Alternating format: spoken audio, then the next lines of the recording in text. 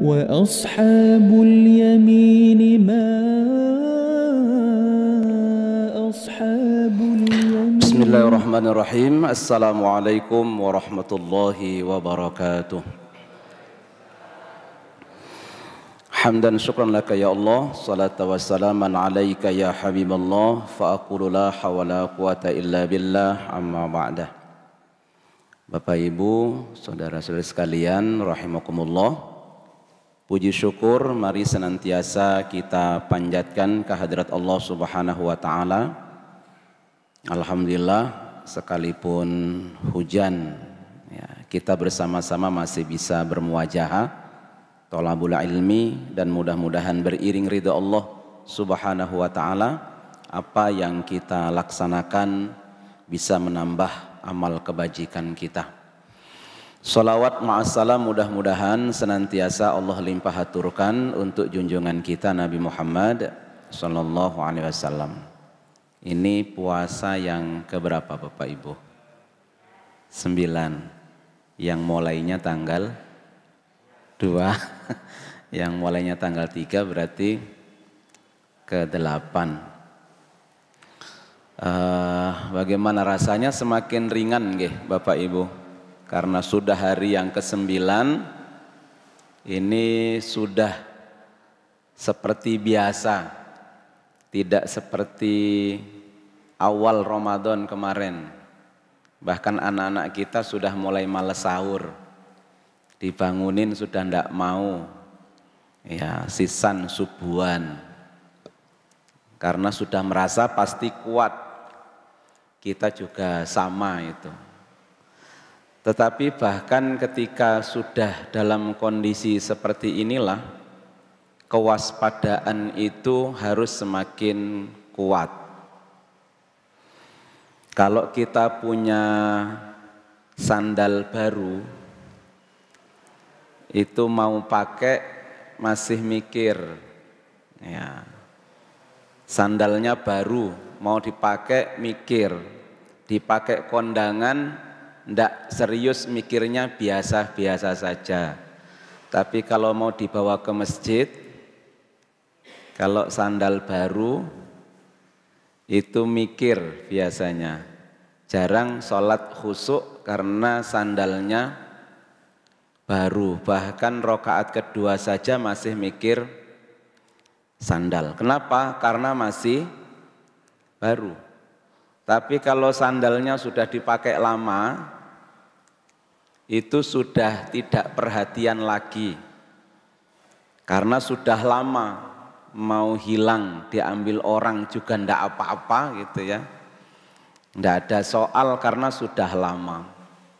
Makanya puasa ini ketika sudah kita jalani 9 hari, sudah mulai biasa-biasa saja.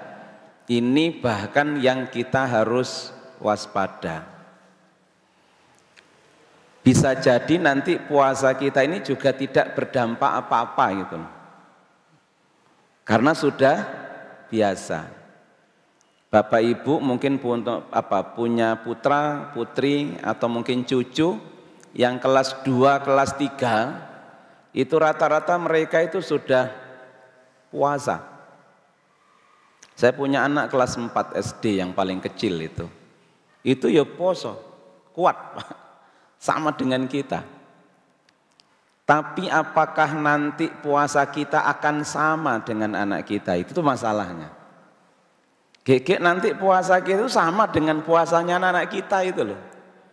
Karena kehilangan fokus kita ini, kehilangan konsentrasi dari sebenarnya puasa itu untuk apa? Gitu. Karena ini sudah mulai biasa-biasa saja kita ini. Anak kita juga sudah mulai biasa-biasa saja Pak puasa itu. Udah nyantai saja. Main dengan temannya. Nanti pas waktunya TPA, nanti berbuka, sahur dibuka bareng sahur dengan kita. Jangan-jangan nanti hasilnya antara kita yang sudah tua ini sama itu dengan anak-anak kita nanti itu. Nah inilah. Makanya saya mengingatkan untuk diri saya sendiri dan untuk kita bersama-sama, Nah, supaya kita tidak terlena, tidak kehilangan fokus dari tujuan utama mengapa puasa ini disyariatkan oleh Allah. Jadi puasa ini kan salah satu dari 3 ibadah yang paling awal yang dikenal oleh manusia. Ada ibadah puasa, ada kurban, ada sholat. 3 ibadah yang paling tua sudah dikenal sejak awal manusia ada. Nabiullah Adam sudah kenal dengan puasa, dengan kurban, dengan sholat. Walaupun nanti sholatnya mungkin bisa berbeda tata caranya. Tapi ini ibadah paling tua. Nabi Adam itu puasa. Dalam riwayat itu bahkan beliau selalu mempuasai hari berjumpanya beliau dengan Bunda Hawa.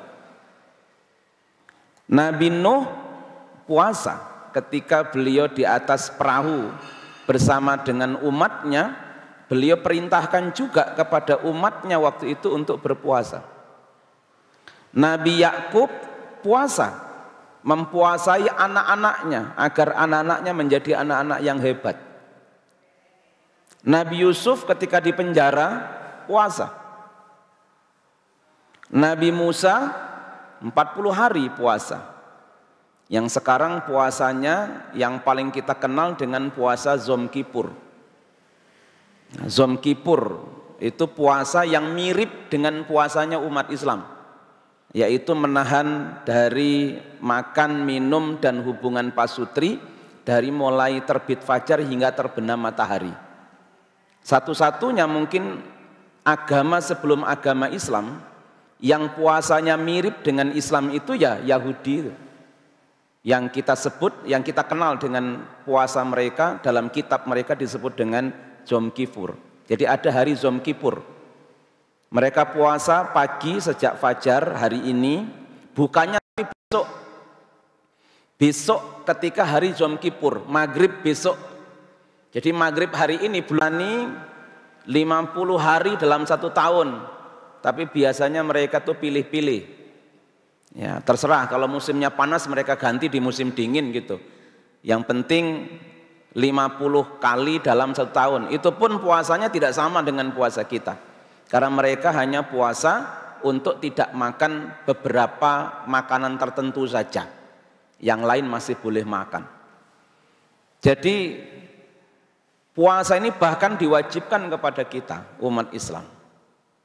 Maka pasti di situ ada nilai-nilai utama dari puasa itu yang ingin diteguhkan dengan syariat puasa itu.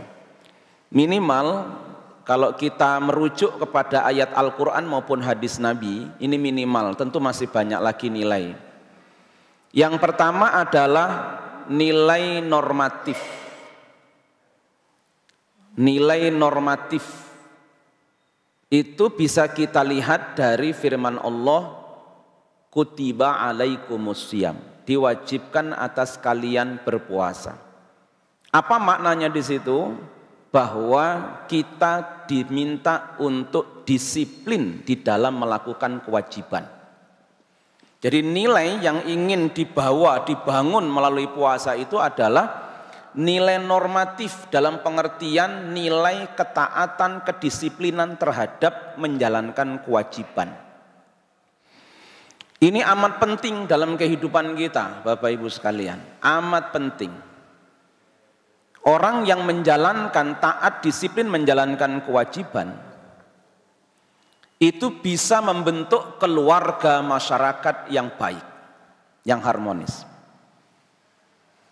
Masyarakat, keluarga yang tidak baik itu biasanya keluarga yang masing-masing lebih banyak menuntut hak daripada melaksanakan kewajiban.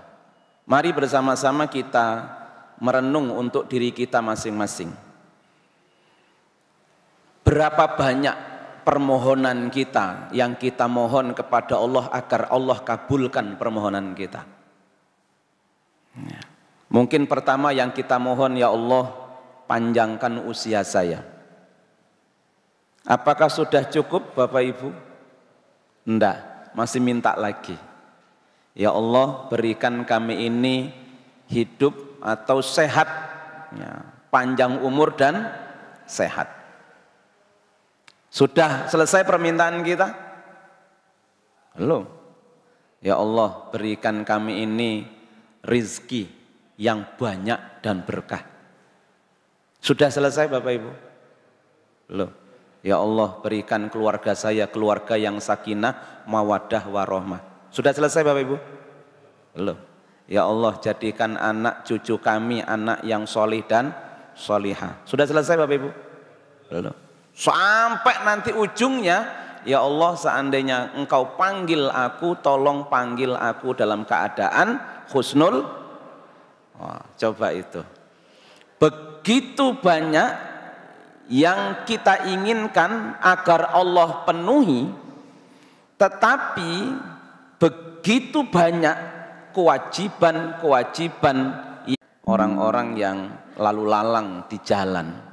Dan juga tidak sedikit para laki-laki yang biasa naik sepeda motor dengan khas udutnya, rokoknya, pas bus.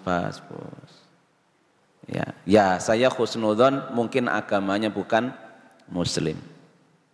Tapi seandainya itu agamanya Islam, gitu ya, itu contoh saja bahwa kita ini lebih disiplin menuntut hak ketimbang disiplin menjalankan kewajiban. Nah, dalam keluarga nanti juga sama itu. Suami kalau tertib disiplin menjalankan kewajiban, insya Allah keluarganya juga nyaman.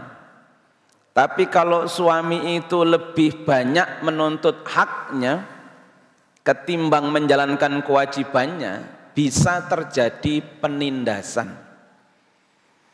Orang yang tidak disiplin dalam menjalankan kewajiban, bahkan lebih disiplin menuntut hak, itu yang terjadi adalah penindasan.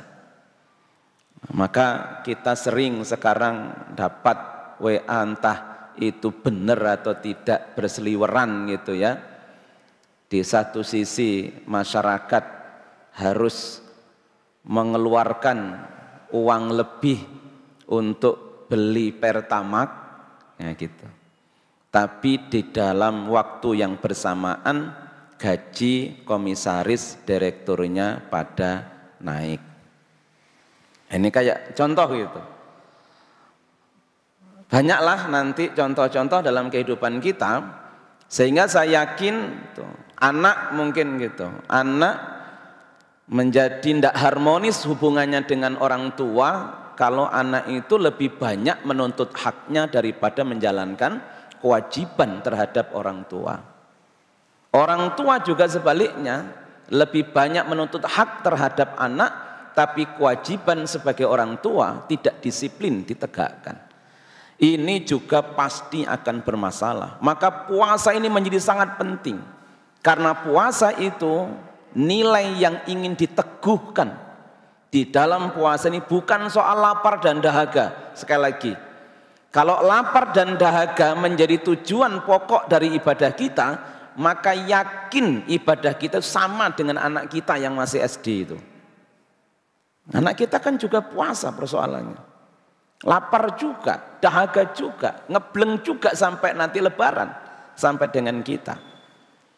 Nah, kalau kita tidak menyadarinya dengan nilai-nilai yang ditegakkan oleh ibadah puasa, maka puasa kita akan berlalu begitu saja. Ini yang harus diwaspadai. Maka yang pertama adalah nilai normatif, nilai kedisiplinan di dalam melakukan kewajiban.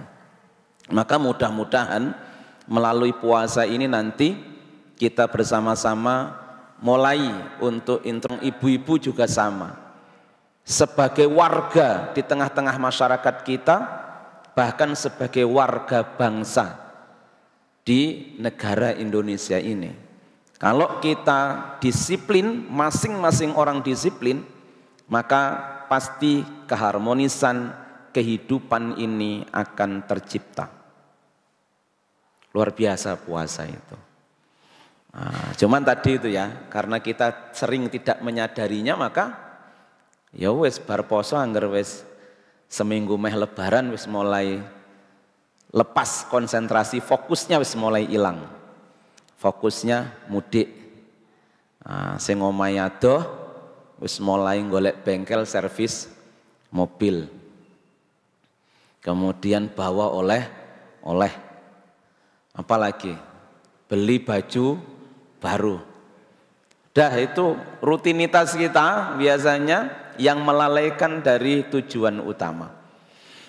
Yang kedua, apa yang ingin ditegakkan melalui ibadah puasa kita ini, kita bisa merujuk kepada ujung dari ayat 183 Al-Baqarah itu. La'allakum tattaqun. Nilai apa di situ? Nilai purifikatif, nilai pemurnian. Takwa itu kan menjalankan perintah, menjauhi larangan Allah Subhanahu wa taala.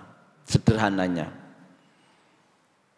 Nah, itu yang saya sebut dengan purifikatif, pemurnian, pemurnian ketaatan terhadap Allah Subhanahu wa taala. Mari bersama-sama kita evaluasi. Dalam 11 bulan sebelum Ramadan, ya, lebih banyak ketaatan kita kepada Allah atau ketaatan kita kepada hawa nafsu. Itu 11 bulan yang lalu. Lebih taat kepada Allahkah kita atau lebih taat kepada hawa nafsu? Padahal puasa ini adalah dalam rangka tadi untuk pemurnian ketaatan hanya kepada Allah Subhanahu wa taala. Tetapi kadang-kadang hawa nafsu itu bahkan yang lebih banyak kita taati. Padahal ketika kita mentaati hawa nafsu itu tidak akan pernah ada kebahagiaan, tidak akan pernah ada kegembiraan. Ya, contoh sederhana, ya, mungkin bapak-bapak, ibu-ibu, mas-mas yang kagungan sepeda motor padahal masih bagus. Nggih toh, masih bagus. Nah, pasti sekalipun motor masih bagus, kalau disalib pengendara sepeda motor dengan motor yang lebih gagah, itu kadang-kadang kalau kita turuti nafsu kita, mak teratap gitu. Ya. Teratap itu nganggo mikir, wah ternyata Honda sing anyar iki apik tenan. Nah, balik browsing. Iku mau apa ya sing tak delok iku ya mereke ya. Browsing apik men gitu. Pasti nanti akan dialihkan ke harga. Regane piro?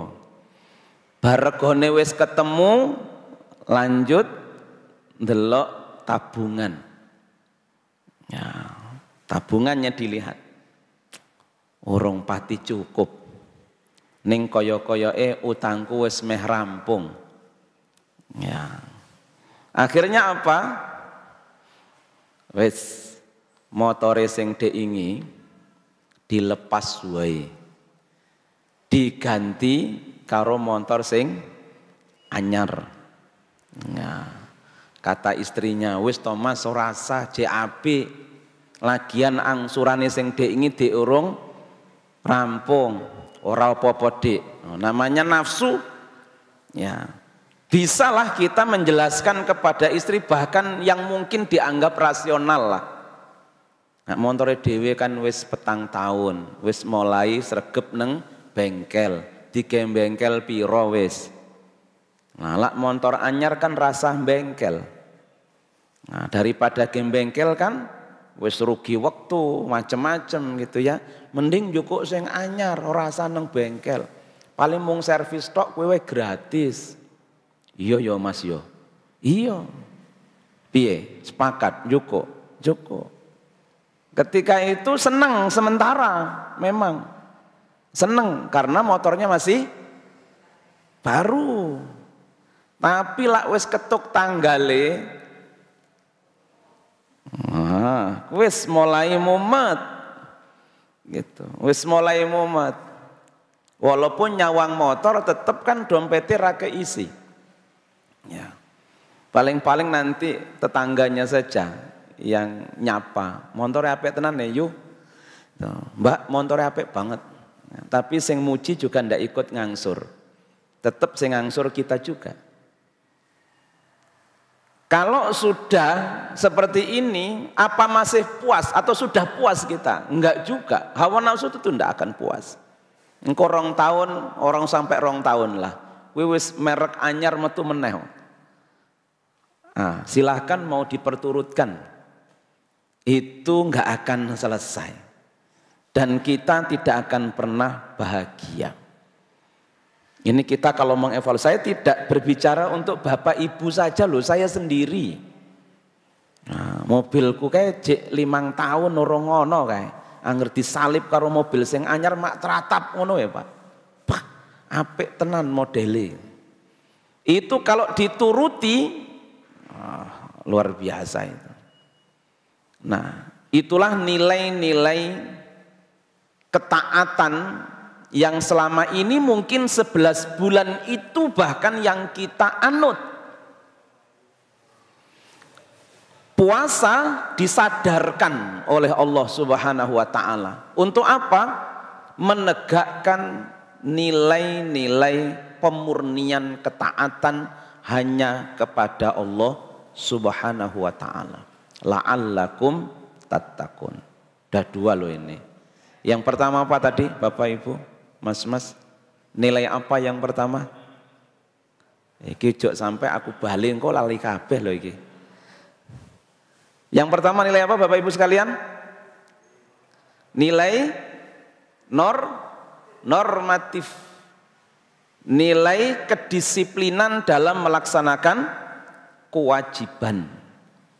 Nah, mas-masnya yang sekarang hadir juga ya. Yang sederhana kita sholat sajalah besok ba'da Ramadan ini disiplin. Nah, itu berarti berbuah ini puasa kita itu. Berbuah kita. Karena rupanya nilai kedisiplinan sudah mulai tertanam.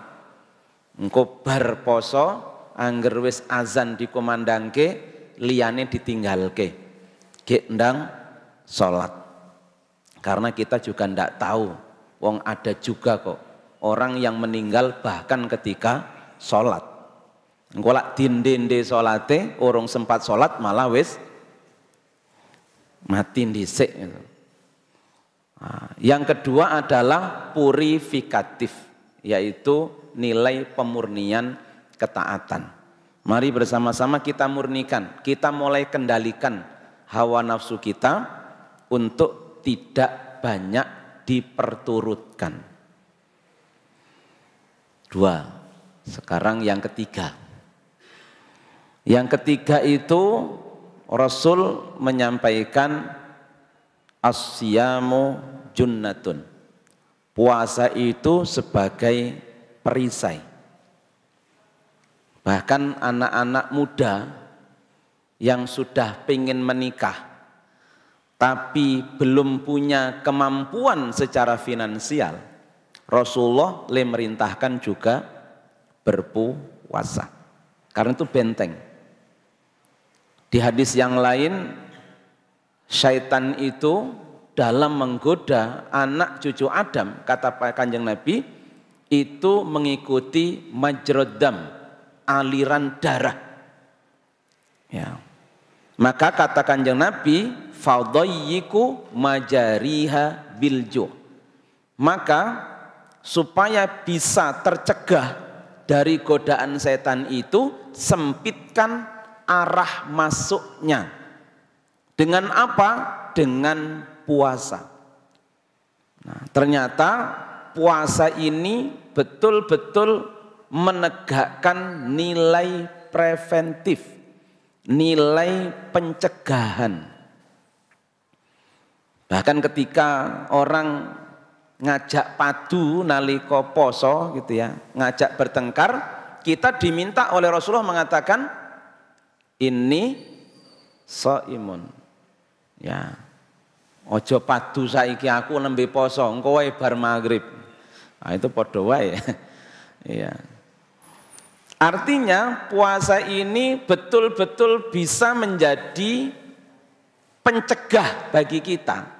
Maka di dalam kita berpuasa itu beberapa kesunahan-kesunahan disampaikan oleh Rasulullah. Di antaranya apa? Kul khairan au liyasmut. Berkata yang baik, kalau tidak bisa diam. Itu tindakan preventif. Atau hadis lain, min husni islamil mar'i tarkuhu ma la ya'ni. Di antara kebaikan-kebaikan seorang muslim itu adalah meninggalkan sesuatu yang tidak ada manfaatnya. Hadis lain juga, la taghdab, jangan marah. Nah, jadi itu upaya-upaya kita, tindakan-tindakan preventif yang menjadi ikutan dari nilai-nilai puasa yang ingin ditegakkan. Jadi puasa itu sebenarnya memiliki nilai utama, yaitu nilai pencegahan. Orang yang berpuasa harus melatih diri untuk mencegah sesuatu yang dilarang oleh Allah.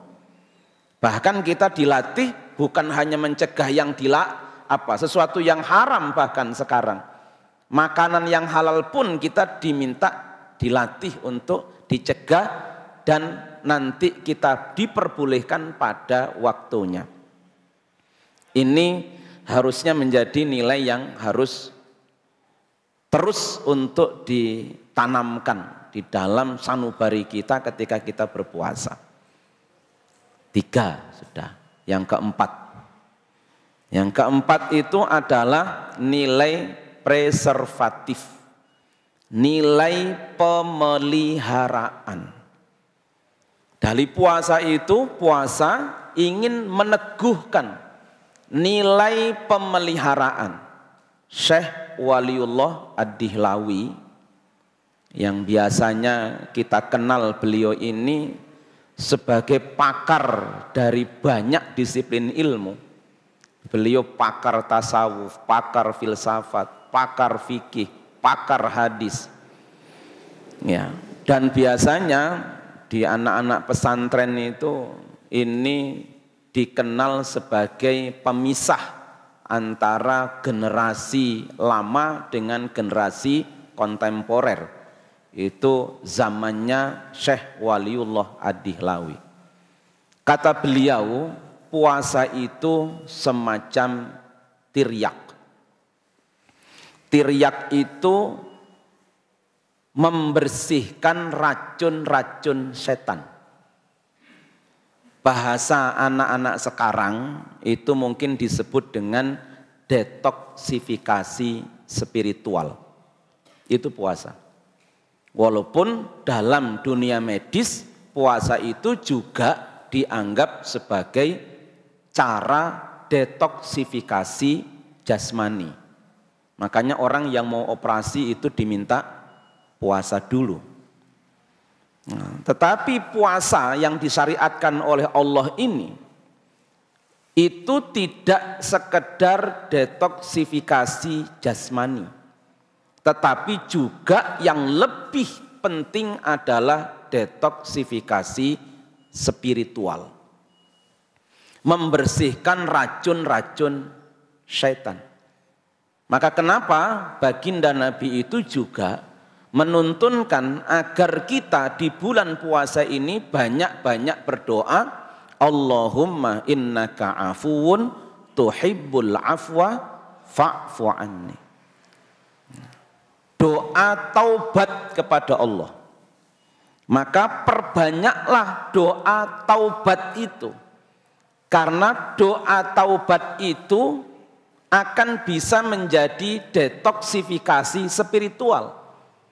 Setelah kita mohon ampun kepada Allah, maka perbanyaklah kebaikan-kebaikan di bulan Ramadan untuk sekaligus membersihkan dengan sebersih-bersihnya jejak racun syaitan itu. Ini nilai yang sangat luhur yang ingin diteguhkan di dalam ibadah puasa itu. Maka perbanyaklah di puasa itu doa untuk taubat, mentaubati 11 bulan dari apa yang telah kita lakukan yang berupa keburukan-keburukan akibat racun hawa nafsu ataupun racun syaitan itu. Baca Quran banyak-banyak supaya semakin cepat sterilisasinya. Banyaklah kita bersedekah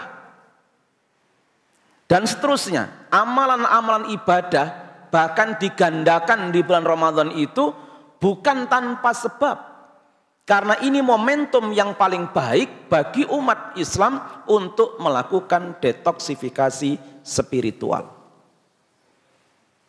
Lengah kita dari tujuan ini, maka puasa hanya akan mendapatkan lapar dan dahaga. Sekali lagi saya ingatkan, untuk saya pribadi dan kita bersama-sama, nanti jangan sampai puasa kita sama dengan puasa adik-adik kita, anak-anak kita, cucu-cucu kita yang masih SD. Karena mereka juga lapar sama dengan kita. Mereka juga puasa. Dan bahkan mereka disiplin sampai nanti lebaran, itu nanti mereka tidak akan buka kecuali tanggal 1 Syawal. Itu sudah banyak anak-anak kita itu. Masa kita nanti puasanya sama dengan itu?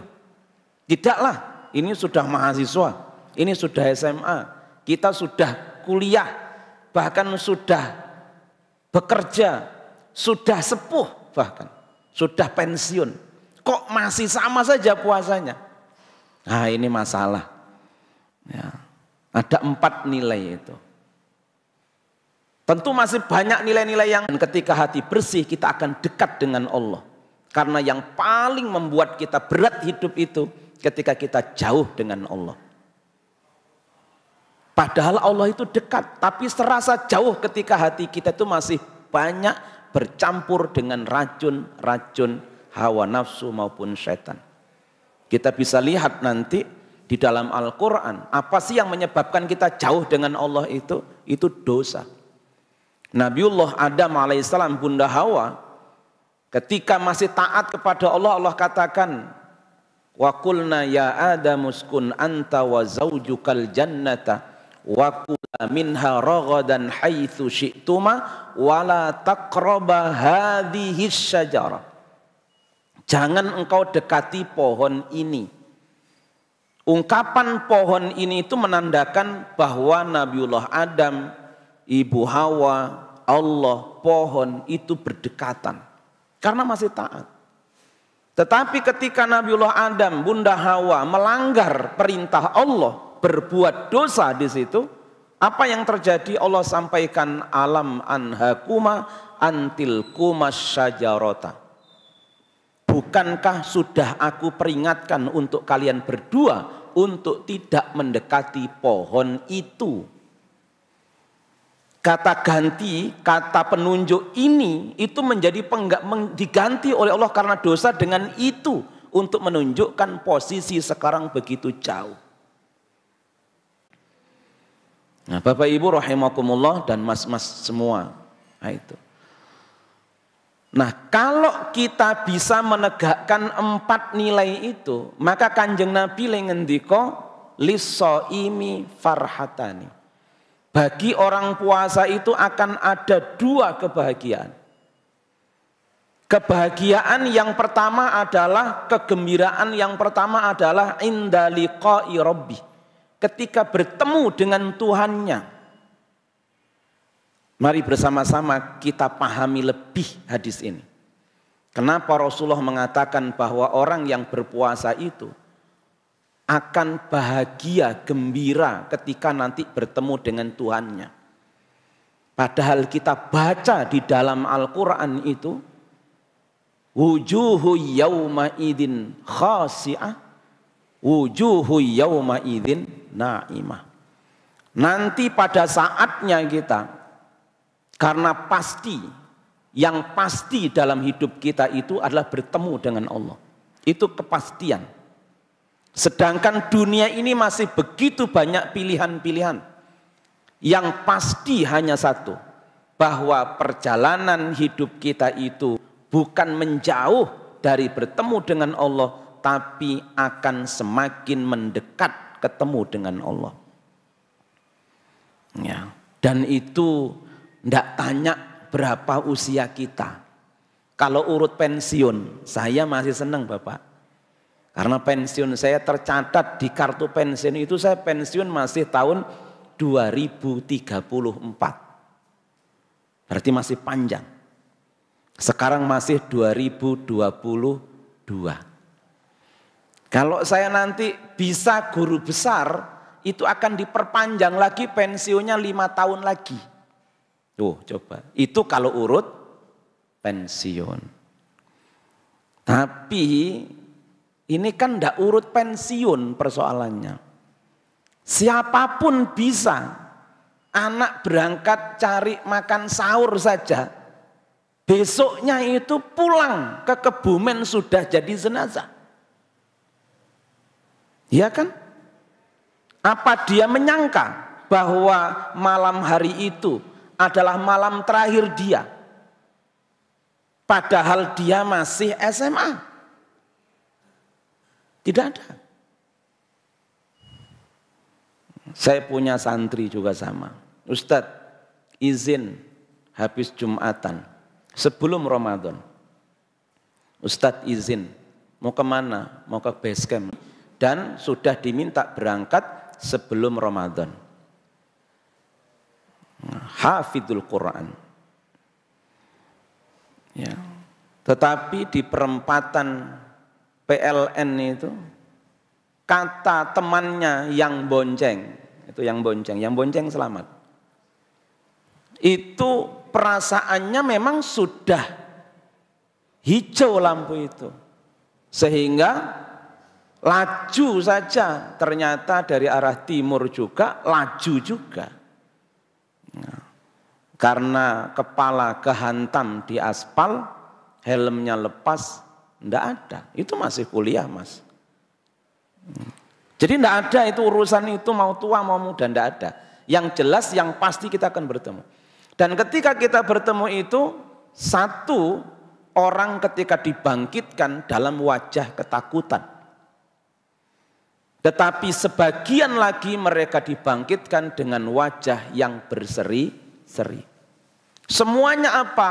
Itu karena amal perbuatan ketika di dunia.